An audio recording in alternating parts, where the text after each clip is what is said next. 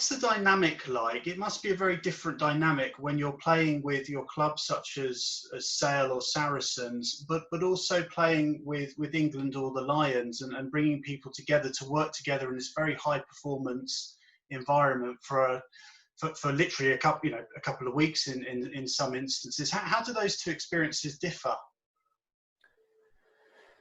Yeah, it's really interesting. I think if you look at the most successful international teams, not just from my personal point of view, but experience, but the most successful international teams that come together quickly are the ones that actually stay together longer. So the All Blacks are very successful. They have very little change, both in the coaching group and in the playing group.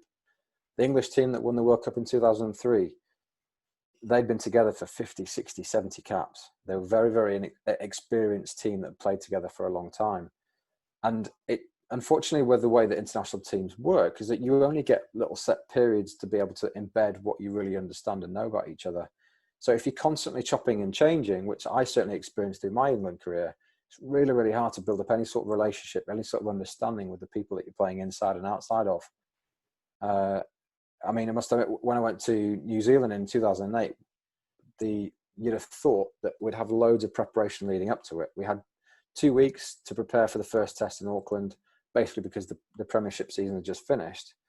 But even in that period of time, we're trying to bring the best part of 12 Premiership clubs together for this England team to play the best team in their backyard in Auckland. 2 weeks later, it's like, well, how do you do that? We were really, really unsuccessful at doing that, because so much so the day before, we were still discussing our tactics and the way that we should be playing and where we should be attacking. I was the person that was supposed to be in charge of that.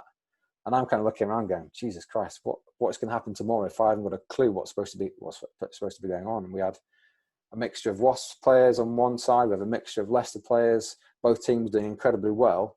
The person who had the overriding say of everything was Mike Tyndall, just because he was captain and he wanted to play the way Gloucester did. So it was really, really messed up. The whole thing didn't work. Because then it became a lot about agendas. And unfortunately for me, if that is not stamped out in the first place, then it becomes a really, really difficult situation to be in. But the most successful teams, like I say, they've created this club within that international environment. When you're so used to being with people and having those difficult conversations when you really need to have them, you really need to get to know people really, really well. And if you've only met them a couple of times and you're just a little bit unsure, how can you build that trust with them both off the field and on the field when you really need it?